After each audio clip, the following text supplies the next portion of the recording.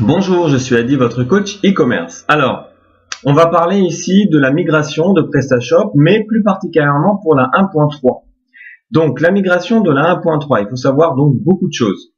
La première chose, c'est que c'est une version qui est très ancienne, qui date de 2008-2007. Donc, c'est vraiment parmi les premières.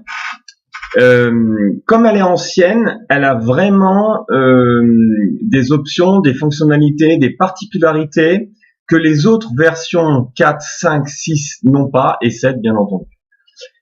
Donc ça, c'est la première chose. Maintenant, lorsque vous avez un site en 1.3 et que vous voulez faire une migration, que ce soit une mise à jour, alors je vais aussi expliquer la notion de migration, de mise à jour, même si je crois que dans un autre tuto j'ai déjà expliqué, mais quand vous voulez faire une migration, une mise à jour d'un 1.3 vers là, logiquement, là on est en 2017, donc vous allez vouloir passer soit sur la 1.6, soit sur la 1.7. Par ailleurs, entre parenthèses, on est en février 2017 et je ne recommande pas du tout de basculer sur la 1.7 qui n'est pas stable, même si PrestaShop prétend le contraire.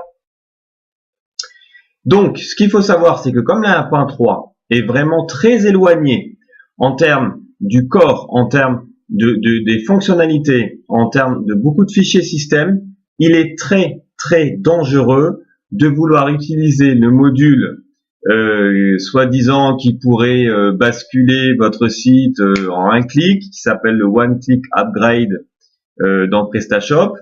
Parce que ce qui est vraiment pénible, c'est que PrestaShop, quand vous vous connectez avec un 1.3, vous avez sur le back-office une alerte qui vous dit nouvelle version disponible stable 1.6 par exemple.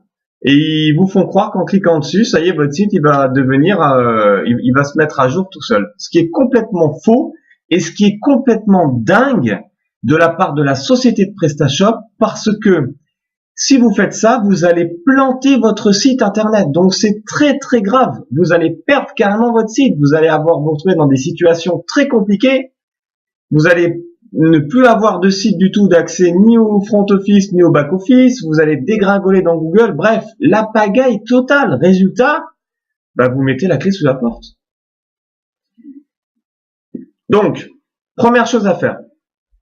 Déjà, il ne faut pas jouer les aventuriers. Vous n'êtes pas un aventurier. Vous êtes un entrepreneur. Bien sûr, si je m'adresse à des entrepreneurs. Si vous êtes un webmaster de l'autre côté, eh bien, on verra par la suite. Mais je veux dire, là, vraiment, je m'adresse aux entrepreneurs. Les entrepreneurs, ne jouez pas les aventuriers. Vous n'êtes pas des aventuriers. Ne cherchez pas à vouloir devenir développeur. Ok? Donc, ne faites pas la mise à jour avec le module soi-disant One Click Upgrade, je sais pas quoi. Vous devez faire appel absolument à un freelance ou à une société pour leur demander de faire un backup de votre site. Déjà, vous avez un backup. C'est une sécurité. Il se passe quoi que ce soit, vous rétablissez, vous remettez le backup. Ok ? Il y a des hébergeurs qui proposent des restaurations, mais attention, c'est limité dans le temps. Vous pouvez restaurer un site à 7 jours en arrière. Donc, il est toujours mieux de faire un backup. Un backup, c'est une copie du FTP, donc tous les fichiers dans le FTP, mais une copie également du SQL. Faites très attention. L'hébergeur ne fait pas de backup de la base de données SQL. Une fois que vous avez ces backups-là, déjà, vous dormez tranquille, parce que s'il se passe quelque chose de grave sur le site, eh bien, vous avez les backups. Deuxièmement, pourquoi faire appel à un freelance et à une web agency?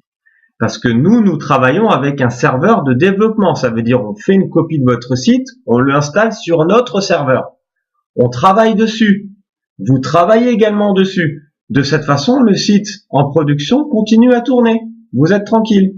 Une fois qu'on a fait la migration de la 1.3 vers la 1.6, vous validez, on coupe pendant 10-15 minutes l'ancien site et on le remplace avec le nouveau. Terminé. C'est comme ça qu'on doit bien faire le travail. Alors oui, certains vont dire oui, mais ça coûte un peu d'argent. Oui, ça coûte de l'argent. De toute façon, si vous voulez faire du e-commerce et que vous n'avez pas d'argent à mettre, alors il faut arrêter de faire du e-commerce. Si vous faites du e-commerce, mais que vous gagnez pas assez d'argent, donc vous ne pouvez pas vous payer un certain niveau de service, alors abandonnez PrestaShop. Partez sur des solutions comme héberger en SaaS, allez chez Shopify, allez chez Wix, Allez chez WordPress. WordPress, c'est excellent. Vous avez le wordpress.com. C'est une solution hébergée gratuite.